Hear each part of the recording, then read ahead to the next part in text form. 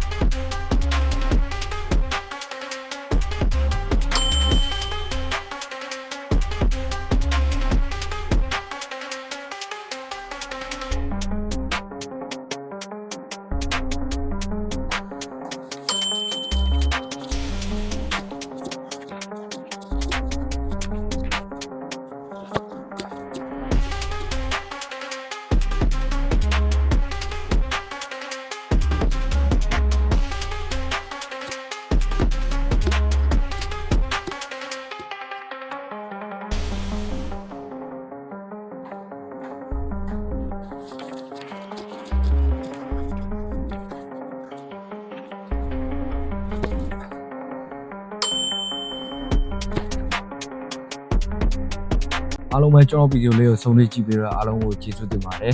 ကျွန်တော် channel လေးကို like and subscribe လေးလုပ်ပေးဖို့အားလုံးကိုတောင်းဆိုချင်ပါတယ်နောက်ဗီဒီယိုမှာပြန်လည်ဆုံတွေ့ကြမယ်